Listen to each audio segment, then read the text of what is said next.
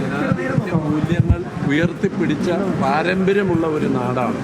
നമ്മുടെ ജനാധിപത്യ മൂല്യങ്ങളിൽ ഒരു ഭരണസമിതിയിൽ ഭരിക്കേണ്ടത് ആ കൗൺസിലിൽ ഭൂരിപക്ഷമുള്ള ആളുകളാണ്.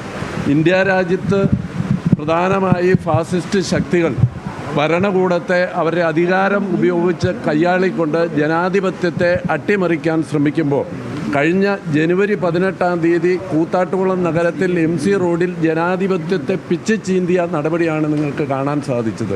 ഞങ്ങളെ സംബന്ധിച്ചിടത്തോളം ജനാധിപത്യം ഇവിടെ സംരക്ഷിക്കപ്പെടണം. ഭൂരിപക്ഷമുള്ള ഒരു ചെയർമാൻ കൂത്താട്ടുകുളം നഗരസഭയ്ക്ക് ഉണ്ടാകണം. അതുമാത്രമാണ് ഞങ്ങളുടെ ആഗ്രഹം.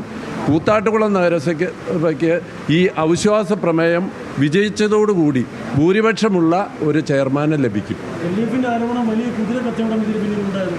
കഴിഞ്ഞ ഭരണസമിതിയുടെ കാലഘട്ടത്തിൽ കോൺഗ്രസിൻ്റെ ഒരംഗത്തെയും ഐക്യജനാധിപത്യ മുന്നണിയുടെ പിന്തുണയോടുകൂടി വിജയിച്ച സ്വതന്ത്രനെയും ചാക്കിട്ട് പിടിച്ച് കാലുവാരി അധികാരത്തിലെത്തിയവർക്ക് അത് പറയാനുള്ള യാതൊരു ധാർമ്മികതയുമില്ല.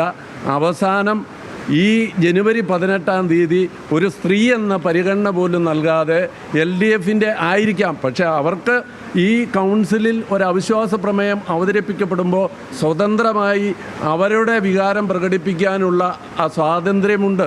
അത് പിന്നീട് ഭരണഘടന പറഞ്ഞിരിക്കുന്ന പ്രകാരമുള്ള നടപടി അവരുടെ പാർട്ടിക്ക് സ്വീകരിക്കാം. പക്ഷേ കയ്യൂക്ക് കൊണ്ട് കാര്യം നേടുന്ന ഒരു കാര്യം ഇവിടെ ജനാധിപത്യത്തിൽ അട്ടിമറിക്കപ്പെടുന്ന ഒരു സാഹചര്യമാണ് ഉണ്ടായത്. അത് ഞങ്ങളിപ്പോഴും ഈ നാട് തന്നെ ഇന്ത്യൻ സ്വാതന്ത്ര്യ സമര ചരിത്രത്തിൽ വലിയ പങ്ക് വഹിച്ചിട്ടുള്ള ഒരു നാടാണ് കൂത്താട്ടുകുളം. ആ കൂത്താട്ടുകുളത്തിൻ്റെ ജനാധിപത്യ പാരമ്പര്യം ഉയർത്തിപ്പിടിക്കുന്ന ഒരു വിധിയാണ് ഇന്നിവിടെ അവിശ്വാസ പ്രമേയം വിജയിച്ചതിലൂടെ ഉണ്ടായിട്ടുള്ളത്.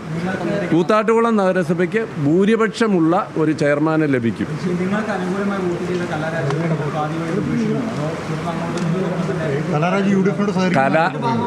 കലാരാജുവിനെ എന്ന് മാത്രമല്ല, ജനാധിപത്യ ചേരിയോട് സഹകരിക്കാൻ തയ്യാറായി വരുന്ന ഇനിയും മെമ്പർമാരുണ്ടെങ്കിൽ അവരെയും സംരക്ഷിക്കാൻ ഐക്യജനാധിപത്യ മുന്നണി തയ്യാറാകും. വരും ഇനിയും വരും, അവരെയും ഞങ്ങൾ സംരക്ഷിക്കും. ഒരു ഭരണസ്തംഭനവും ഇല്ല. എന്താണ് ഇവിടെ DPC അനുമതി കിട്ടിയ